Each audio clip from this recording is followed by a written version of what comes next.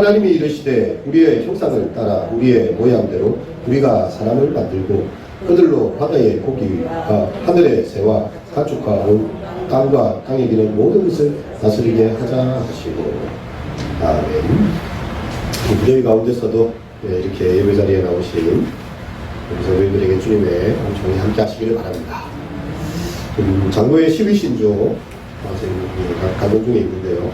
지난주에 삼위일체와 하나님의 차이에 대한 말씀을 다 하셨죠. 창조와 섭리, 삼위일체 하나님. 하나님이 세상을 만들기만 하신 것이 아니라 섭리하고 다스리고 계시다는 소리를 알아야 됩니다. 근데 어떤 사람들은 하나님이 창조했다는 것을 믿어요. 근데 간섭하지 않으신다 이렇게 생각해요. 이거 이신론자라고 그렇게 하거든요. 예, 이성적으로 하나님 인정하지만 하나님이 역사 가운데 굳이 관여하지 않으신다는 거죠. 이게 이제 마치 시계공이 태엽을 쫙 갈아가지고 만들어가지고 여기 배터리 넣어놓고 그냥 돌아가지 않으면 시계 신경 안 쓰잖아요. 하나님 만들기만 하고 우리에게 관여하지 않는다는 그런 사조가 있습니다. 근데 그렇지 않죠. 하나님은 지금도 이렇게 의로운 자들을 향하여서 주의 눈을 주목하고 계시고요. 당신의 백성들의 의인들을 향하여 귀를 기울이시고 계시고 필요하시면 기적도 행하시고 역사 속에 관여하시고 간섭하신다는 것이죠. 예수님께서 성육신하에서 이 땅 가운데 오셨다는 것이 하나님의 간섭 아닙니까? 만들어놓고 끝난 게 아니에요. 그분이 직접 찾아오셔가지고 말씀이 육신되어서 우리 가운데 함께 계시고요. 생명의 길을 열어놓으시고 우리에게 관여하고 계시구나. 그래서 단순히 이렇게 이성적으로 하나님이 세상을 만들었다 여기서 끝난 것이 아니라 지금 우리의 삶에 관여하시고 기도하는 사람들이 기도를 듣고 계시고요. 하나님께서 일하신다. 네. 이것을 이제 우리가 하나님의 창조와 섭리를 통해서 보게 되는 것입니다. 오늘 5과 6과 7과까지 할 수 있었는데 이건 인간론에 대한 부분입니다. 인간론 그리고 죄에 대한 부분. 하나님께서 사람을 창조하셨다. 이게 이제 5과고요. 6과에서는 그 사람이 타락했다는 것이고 7과에서 예수님께서 어떤 분이신가 하는 그런 부분이 됩니다. 신조 제5조를 한번 다 함께 종이 있으시지 읽어보겠습니다. 하나님이 사람을 남녀로 지으시되 자기의 형상대로 지식과 의와 거룩함으로 지어사 생물을 주관하게 하셨으니 세상 모든 사람이 한 근원에서 나왔은즉 다 성자이다. 이런 신조가 나오게 된 것은 성경을 많이 읽다 보니까 이 성경의 구절들이 이렇게 정리가 되는 거죠. 그러니까 우리의 신앙이 정말 66권의 그 방대한 말씀에 다 있지만 그것을 굳이 또 12개의 믿음의 이렇게 고백으로 표현하려면 인간에 대한 부분을 이렇게 정리를 한다는 것입니다. 그래서 우리가 아까 읽었던 말씀대로 하나님께서 하나님의 형상을 따라서 우리를 지으셨다. 여기 이제 지난주도 나오겠죠. 삼위일체가 나오죠. 엘로힘, 힘이라는 히브리어는 복수입니다. 하나님을 가르치는 나누는 복수예요. 하나님이 우리는 한 분 하나님이시지만 동시에 성부와 성자와 성령 삼위 하나님이 존재하고 계십니다. 우리의 형상입니다. 우리의 사람을 말하죠. 하나님은 그래서 우리로 하여금 믿음의 공동체로 살아가게 하는 거죠. 그래서 주기도문에도 기도하다 보면 하늘에 계신 우리 아버지, 우리라는 단어가 15번 반복이 되죠. 나의 하나님 할 수도 있지만 공동체 가운데 고백되어지는 우리의 믿음 가운데서 우리가 하나님의 형상을 닮았다. 이것은요, 삼위일체 하나님처럼 우리가 공동체로서 함께 믿음 가운데 살아가고 있다. 함께 한다. 이런 것을 표현해 주고 있습니다. 그래서 하나님과 인간의 관계는 뭐냐라고 분명히 표현한다면요. 그분은 우리를 지으셨고 우리는 지음받은 피조물. 우리가 피조물이라는 단어는 굉장히 성경적인 단어가 됩니다. 만들어짐을 당했다는 거죠. 피조가 되었다는 것이고, 그러면 조물주라는 거죠. 조물주. 만든 분. 이 모든 것을 조성하시고 만든 분. 이것이 바로 성경이 기본적으로 우리에게 보여주고 있는 신앙적 세계관입니다. 사실 이제 자연이라는 단어를 많이 쓰기는 하지만 자연은 스스로 나왔다 이런 뜻이거든요. 스스로 자자에 연할 연자 아닙니까? 스스로 나왔다는 표현으로 일반적으로 쓰긴 하지만 성경적인 그런 가치를 더 집어넣으면요, 창조주에 의한 피조계라고 해요. 피조물의 세계다. 이렇게 표현이 됩니다. 그래서 이사야서에 보면 이 토기장이와 토기의 토기장이가 토기를 만드는 거예요. 하나님께서 우리를 지으시고 하나님께서 인간을 흙으로 지으셨고 그 인간은 흙을 가지고 또 도자기도 굽고 뭘 만들어요. 하나님의 창조성을 그대로 닮아 있는 거죠. 똑같은 흙인데 흙에서 나온 인간이 그 흙을 가지고 도자기도 굽고 한 가지 건축물을 만들지 않습니까? 그리고 이것은 세상에 있는 다른 세계관하고 너무 다른 것입니다. 어떤 건가 하면 요즘 뭐 비수련, 뭐 마음 명상 치유 뭐 이런 거 하면서 뉴에이지 운동 이런 게 한마디로 말하면요, 인간이 신이 될 수 있다 이 말이에요. 명상을 하고 기수련을 하면요, 인간이 공중에 붕 뜨고 내 몸은 여기 안에 있지만 정신이 우주 밖으로 나가가지고 자기가 신이 된다는 말이에요. 한마디로 말하면요. 불교에서도 인간은 스스로 해탈의 경지에 이른다.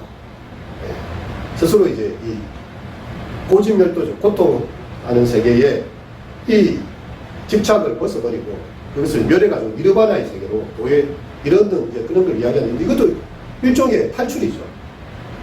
신이 된다는 거죠. 근데 성경은 우리에게 이야기하기를 하나님 앞에서 우리가 피조물의 정체성을 회복하는 것이다. 근데 이 피조물은요, 그냥 피조물이 아니라 하나님의 형상을 담은 피조물이다. 네, 이거 창조주와 피조물과의 관계를 제대로 이렇게 정립시키는 그것이 다른 여타의 세계관과 구별되는 그런 신앙의 고백이 됩니다. 골로새서 3장 10절을 보면 새 사람을 입었다. 이는 자기를 창조하신 이의 형상을 따라 지식에까지 새롭게 하심을 입었다 해서 이 지식에까지 새롭게 하심을 입었다 해서 우리가 신조 5의 두 번째에 보면 자기의 형상대로 지식, 그분의 지식에 이르게 됐다는 이야기가 있죠. 에베소 4장 24절에 보면 의와 진리의 거룩함. 이게 지금 다 합쳐져 가지고 하나님의 형상대로 지식과 의와 거룩함으로 지으심을 받았다. 이렇게 표현이 되고 있습니다. 그리고 만물을 다스리고 이렇게 아담이 생물들을 다 부르면요 나옵니다. 생물들에게 다 이름을 줘요. 하나님께서 아담이라고 이름을 줬잖아요.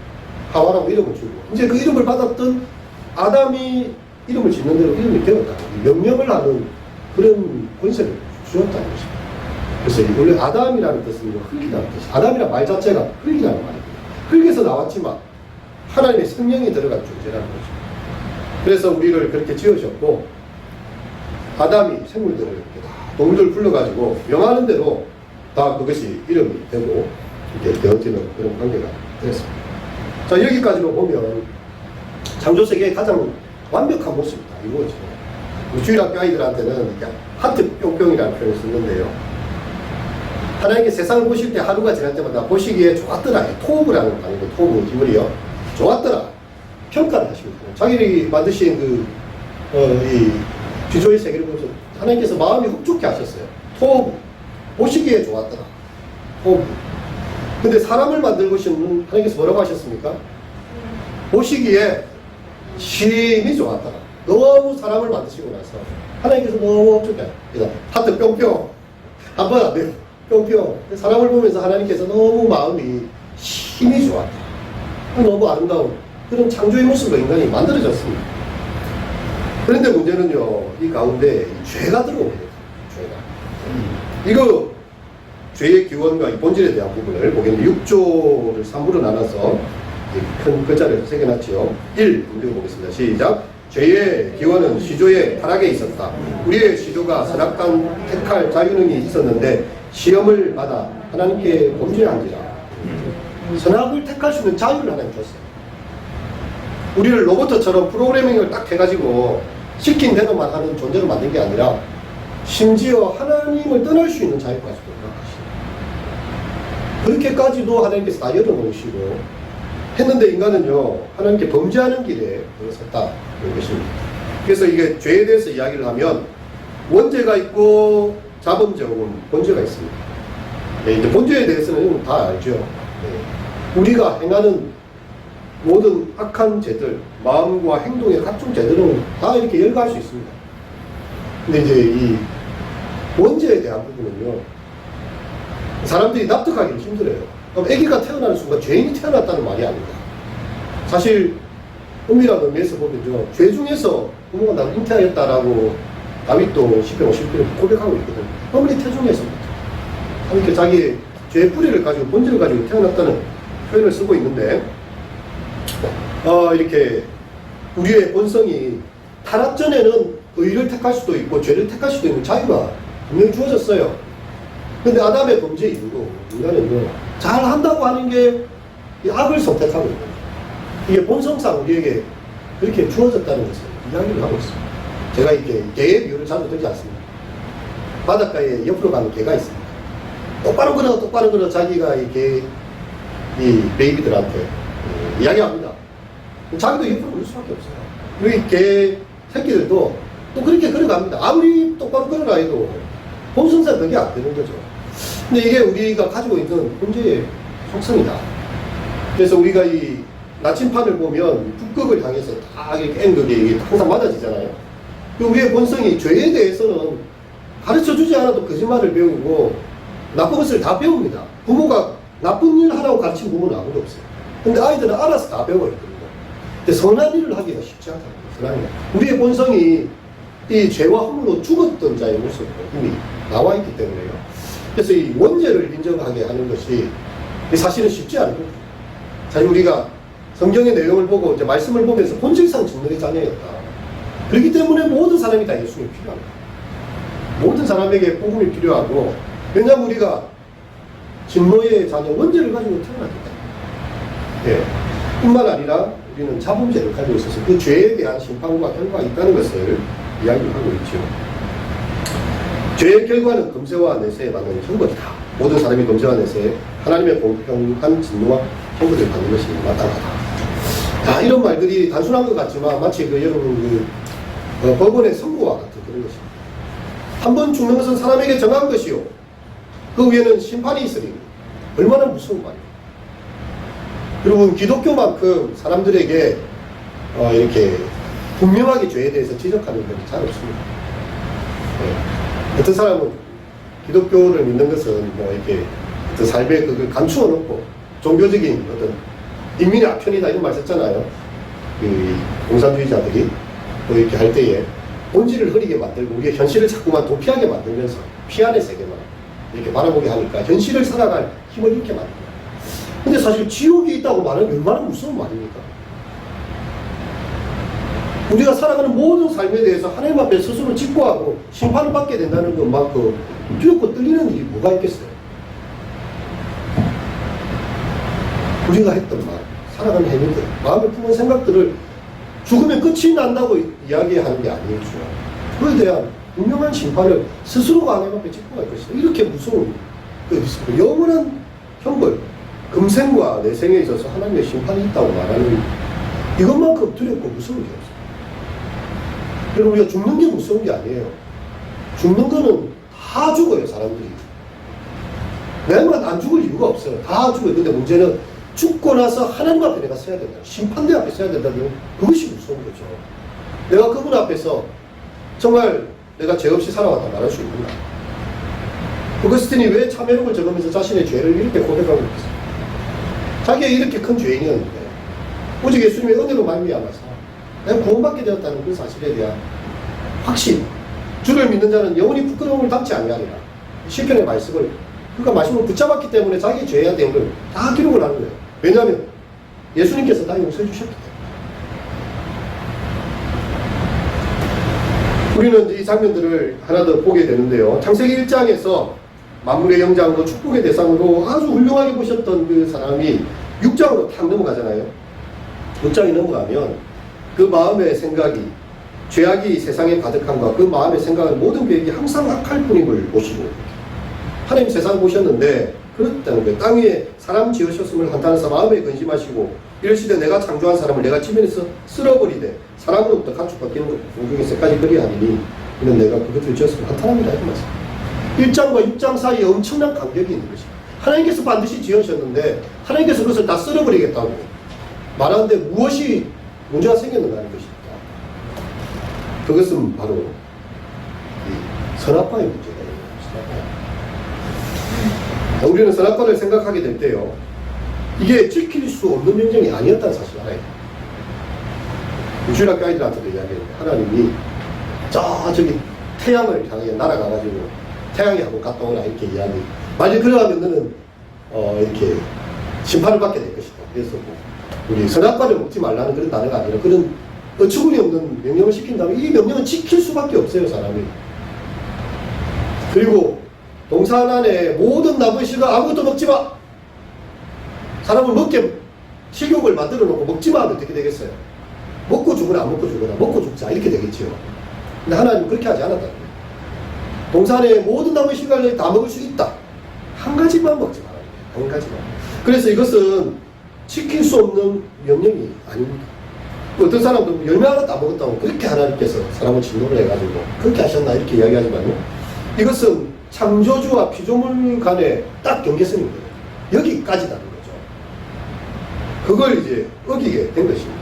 그래서 이게 이제 인간의 불행이 시작이 되는 거죠. 그래서 바위가 여기서 이야기합니다. 계란 먹고. 너 내한테 절대 다가오지 마. 너가 깨질 수 있어.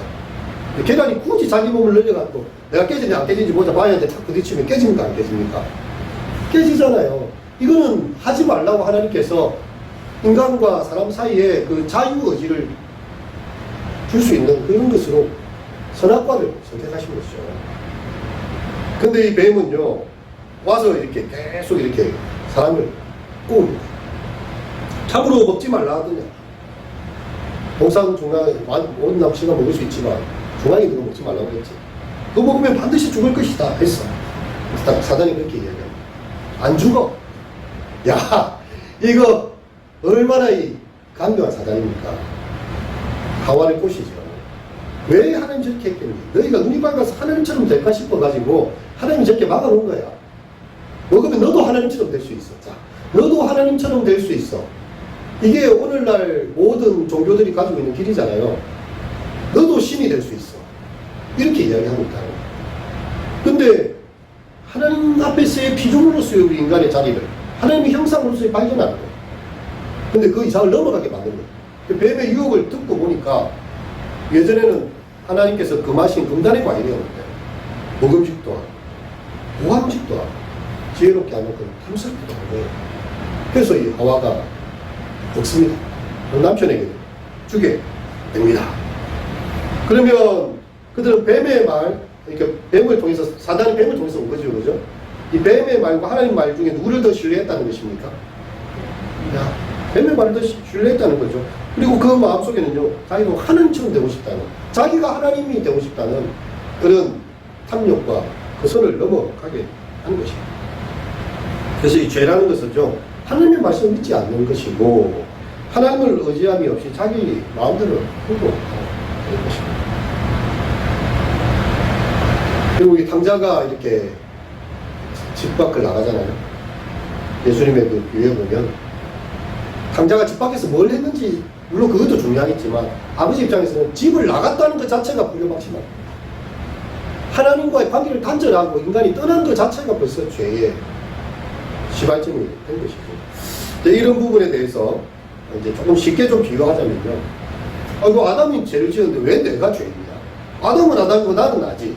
이렇게 말을 할 수가 있는데, 아담은 그냥 아담이 아닙니다. 이건 인류의 대표예요.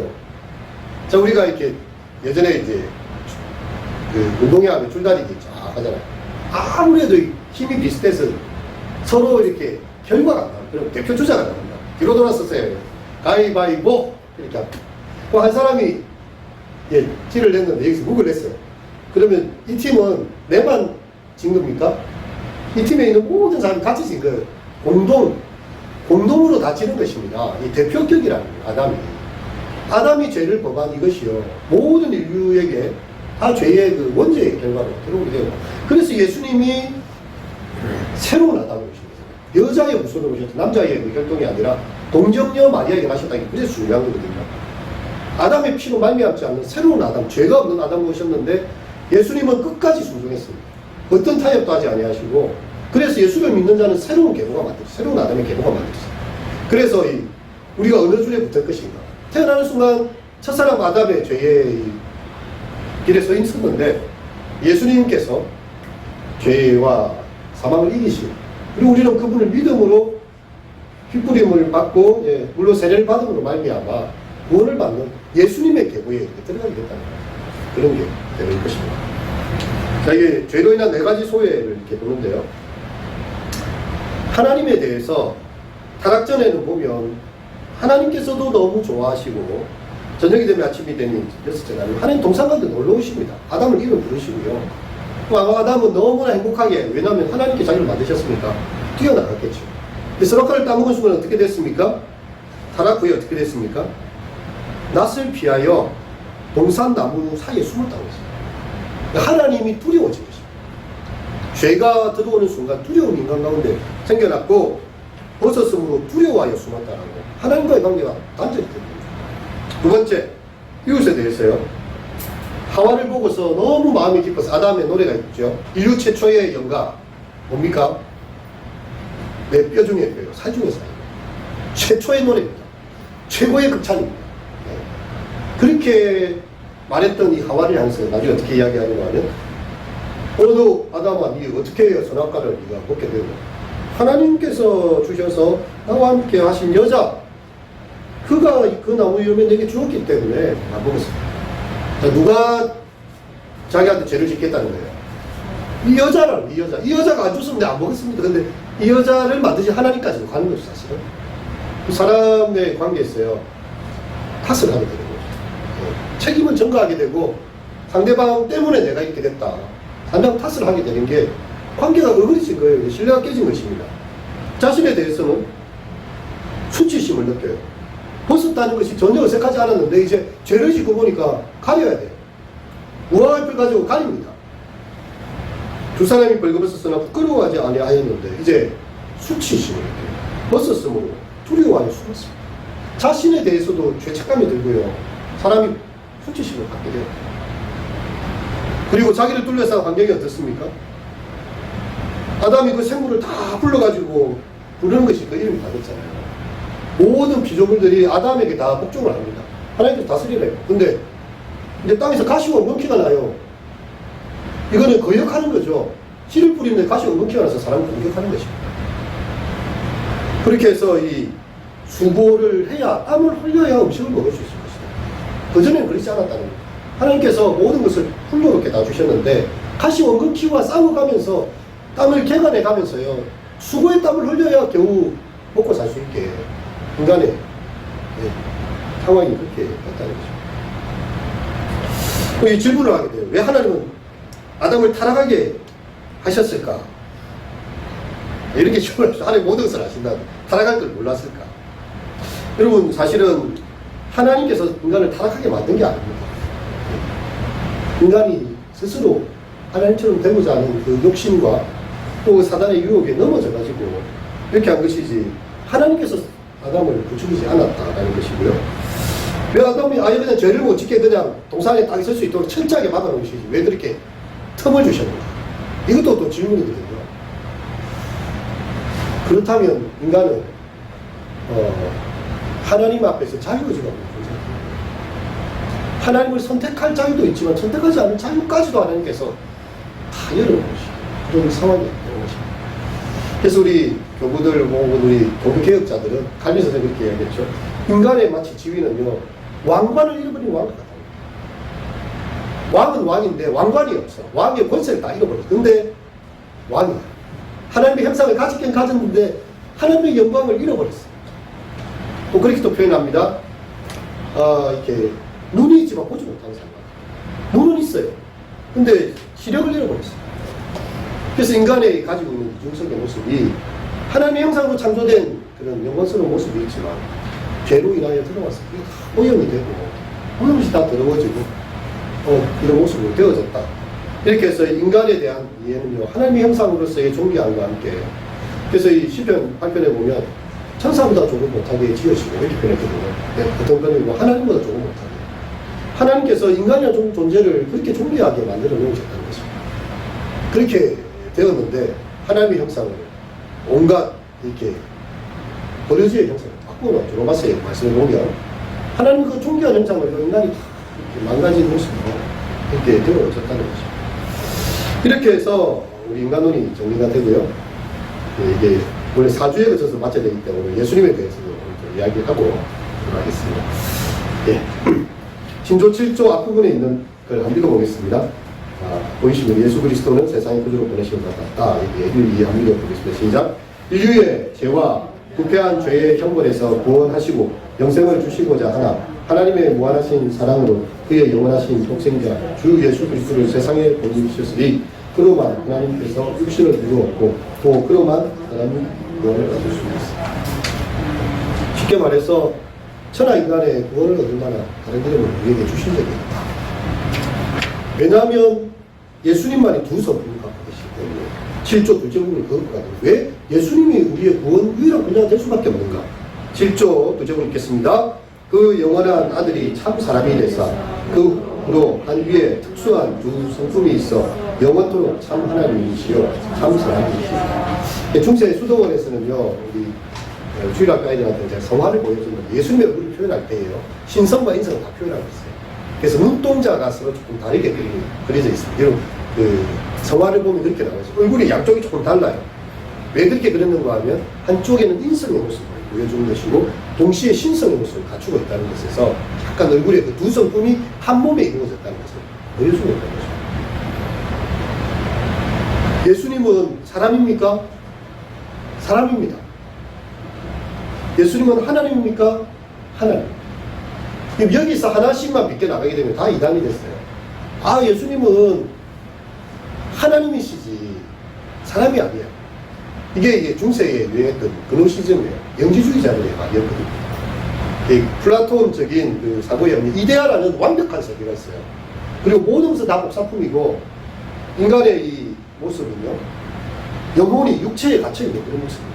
그래서 영혼을 육체부터 탈출시켜가지고 이데아의 세계로 들어가야 되다 보니까 육체는 죄야. 육체는 다 죄 가운데 있는 거예요. 그래가지고 거룩한 하나님이 사람의 형상을 입었다고? 이거 이해는 안 됩니다. 헬라 철학으로. 그래서 헬라인들에게는 미련한 거죠. 이 말 자체가 어떻게 거룩한 영이시고 순결하신 그런 분이 이런 인간의 저급한 육체를 입고 가라고 이렇게 반문하는 거죠. 그리고 인간을, 예수님을 단순히 인간으로 보는 입장에서는요, 그럼 예수님이 우리가 똑같은 사람 중에 한 명인데 그분이 하나님의 아들이시 아니시라면 우리를 구원할 수 있는 능력이 없어요.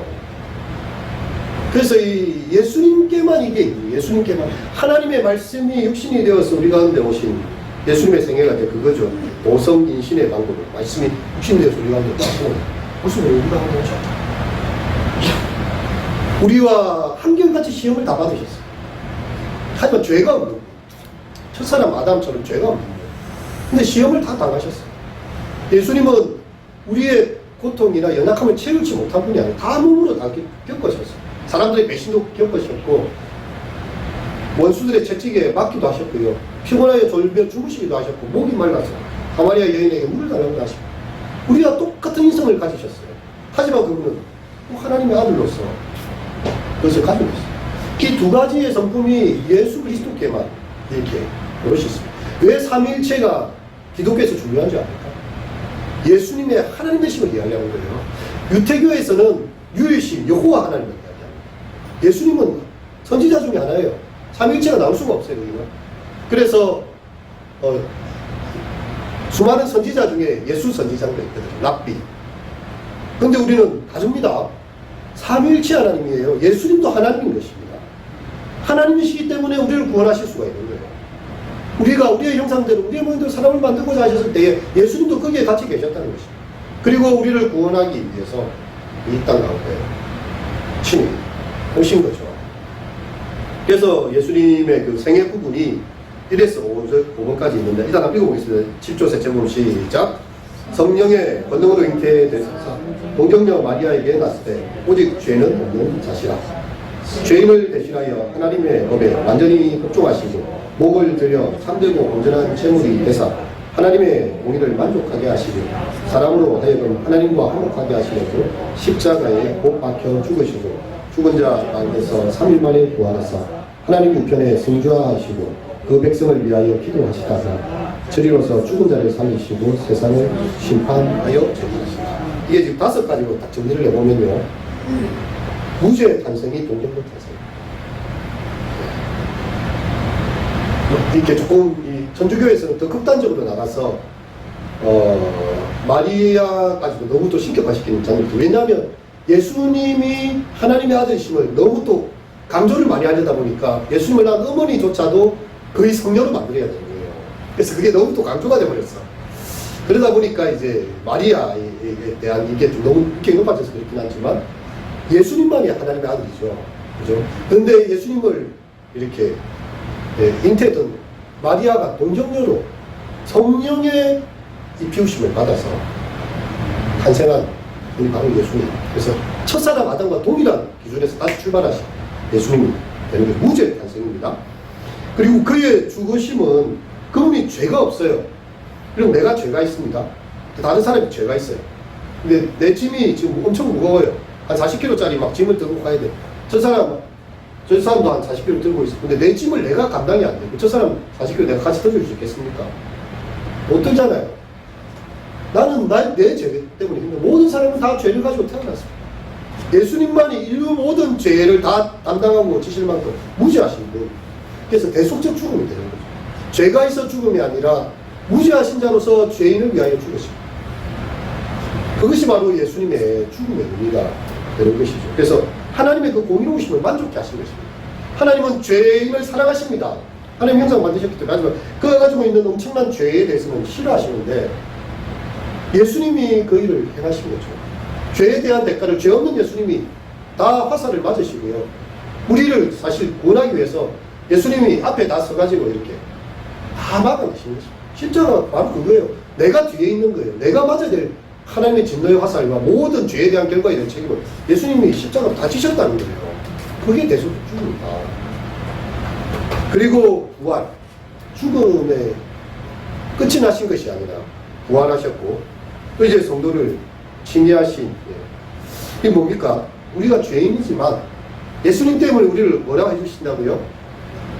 의롭다고 칭해 주신다. 칭의. 너가 예수님을 아는 거야. 네가 내 아들 예수님을 믿는 거야. 예수 그리스도의 그 보혈의 피가요. 구약에서는 1년에 한 번 드리는 황송아지의 죄와 피로서 백성의 죄를 사했습니다. 1년 지나면 또 그렇게 해야 돼요. 제사장은 또 다른 제사장 해야 되고 계속 반복됩니다. 근데 예수님께서 단번에 모든 죄의 문제를 해결하신 것입니다. 예수 그리스도를 믿는 자, 그것이 바로 우리에게 주어진 칭의가 되는 것이 바로 예수님의 부활의 사건인 동시에 예수님만 부활합니까? 부활하는 자들의 첫 열매가 되셨다. 이게 무슨 말인가 하면 예수님을 믿는 사람들도 예수님처럼 몸의 부활을 경험합니다. 우리가 사도신경에 고백할 때 몸이 부활을 합니다. 이게 굉장히 중요한 표현인데요. 우리의 영혼만 이렇게 구원받는 게 아니라는 거예요. 예수님께서 온전한 육체로 회복시키셨잖아요. 그것처럼 우리의 몸을 구원하시는 그런 육체의 부활이 동시에 있게 됩니다. 그런데 이것은 이제 우리의 연약한 육체가 아니라 예수님께서 안에 계시기도 하고 밖에 계시기도 하고 음식을 드시기도 하지만 시간과 공간을 초월하시잖아요. 부활 이후에 제자들 만나실 때에. 그래서 우리가 마지막에 우리의 육체도 몸으로 부활하게 될 것이다. 근데 이제 이단들은 영혼만 부활하게 되잖아요. 영혼만. 아닙니다. 이것은 우리의 몸된 육체가 몸이 부활하는 사건을 이야기합니다. 그래서 우리가 가지고 있는 신앙은 물질적인 세계를 이렇게 터부시하지 않습니다. 물질을 굉장히 소중히 여겨요. 왜 예수님께서 떡과 잔을 먹이십니까? 자기 육체를 먹이신 거잖아요. 왜 그렇게 하십니까? 이 땅의 모든 것들이 하나님이 만드신 모든 것이 선함에 감사함으로 받으면 버릴 것이 없느니라. 예수님 안에서 다 이렇게 감사가 된다는 거예요. 근데 불교에서는요, 머리도 깎아야 돼요. 왜냐하면 잡된 생각들도 생각나면 안 돼요. 머리털도 있으면 정욕이 생기면 안 돼요. 고기도 끊습니다. 왜냐하면 이게 육신에 힘을 줘가지고 자꾸 죄를 범하게 한다는 거예요. 그 딱딱한 의자에 고행하듯이 누워있어요. 왜냐하면 육체의 정욕을 다 잘라내고 없애버려야 된다는 거죠. 이 더러운 세상이고, 쉽게 말해 이 더러운 세상이고, 자기는 해탈의境界가야 되기 때문에 세상과의 접촉을 계속 없애는 거예요. 이렇게. 그러니까 집을 떠나잖아요. 산꼭대기 가가지고 도만 닦고 이렇게 동동동거리고 있지 않습니까? 근데 예수 믿는 사람들은 세상에 나와 있어요. 너희는 세상의 빛과 소금이다. 이게 기독교가 가지고 있는 강력한 힘입니다. 현실을 긍정하는 힘이고요. 현실 속에서 하나님의 영광을 나타내는, 너희 세상 사람들에게 너희 착한 행실을 보고 하나님 하늘에서 너희 아버지께 영광을 돌리게 하라. 이 기독교가 가지고 있는 것은 굉장히 결실적인 거예요. 그래서 이 공산주의자들이 말하는 대로 기독교는 인민의 아편이 돼가지고 사람들을 해롱하게 만들고 현실로부터 도피하는 게 아니고 예수를 믿고 나면 정신 똑바로 차리고 열심히 살아가는 게 맞습니다. 내 이웃을 내 몸처럼 사랑해야 되고요. 예수님께서 자신이 그렇게 살아가신 것처럼 그를 본받았어. 우리도 이 세상 가운데서 이렇게 연약한 자들, 힘든 자들 향해서 우리의 손과 발이 나아가야 되도록 말과 입술의 진실함이 아니라 행함, 진실함으로 우리의 손과 발의 행함으로 나아가도록 하는 거예요. 그래서 이것은 기독교가 굉장히 현실에 대해서 면역적인 그리고 현실 가운데 참여하는 종교가 되는 것이죠. 여러분 이것은 단순히 우리가 죽어서 영혼의 구원을 얻는 그 이상을 또 이야기하는 거예요. 왜냐하면 예수님께서 이 땅에 오셨을 때에 천국을 가져오셨거든요. 천국. 이 땅 가운데 하나님의 나라를 주로 살아가게 하십니다. 그래서 복음이 들어가는 곳에 문명이 개화가 되죠. 복음이 들어가는 곳에 사람들의 지성이 깨어나기 시작하고 얘도 하나님의 지식에까지 자라고 있잖아요. 복음이 들어가는 곳에 미신이 물러갑니다. 복음이 들어가는 곳에 사람들이 정신이 올바랐어요. 왜냐하면 하나님의 형상으로서 회복이 되기 때문에. 그래서 우리가 있는 곳에 정말 하나님의 영광을 드러내 먹든지 마시든 무엇을 하든지 하나님의 영광을 위하여 하라. 우리의 삶 모든 곳이 다 하나님의 영광이 충만한 곳이 되고요. 우리로 하여금 몸의 부활과 함께 그 영광에 참여하게 하는 하늘에서 뜻이 이루신 것처럼 이 땅 가운데서도 이루어지는 하나님 나라를 예수님 가지고 오신 거죠. 그래서 개인적으로 보면 우리가 그리스도의 장성한 분량까지 자라나게 만드시는 어떤 영적 성숙함을 보여주고 있고요. 그리고 세상으로 보면 우리가 세상 가운데 빛과 소금으로서 믿음의 공동체가 되어서 하나님의 살아계심을 드러내는 세상의 빛이고 세상의 소금의 역할을 하라고 예수님께서 우리에게 말씀하시게 됩니다. 예수님 성천하셔서 성도를 위하여 하나님 우편에 기도하고 계시지요. 그리고 마지막 심판이 있습니다. 선악간에 심판하시고 하나님 나라를 완성하시는 천사장의 소리와 하나님의 나팔로 하늘을 친히 강림하실 때 하나님의 마지막 심판을 앞두고 우리가 오늘 기도하는 시간 사랑하는 거죠. 이제 나중에도 이야기하겠죠. 저는 개인적 종말이 있고요. 역사적 종말이 있어요. 그래서 우리는 마지막 그 주님 앞에 서야 될 그 순간을 생각하면서 현재를 다 다시 복귀하게 되는 거죠. 맨날 죽고 아무것도 없다. 죽고 끝났다. 이게 아니라는 것입니다. 하나님께서 홀이라도 남김이 없이 우리 살았던 인생 전부를 다 결산하고 우리 인생에 대해서 다 이야기하실 것이고, 예, 하늘에 보면 해의 영광이 있고 달의 영광이 있고 별과 별의 영광도 다르다고 합니다. 그래서 정말 하나님께서 우리의 모든 인생에 대해서 다 심판하시면 선악간에 죽은 믿지 않는 자들도 부활합니다. 여호와의 증인들은 믿지 않는 사람은 부활하지 않아 이렇게 이야기해요.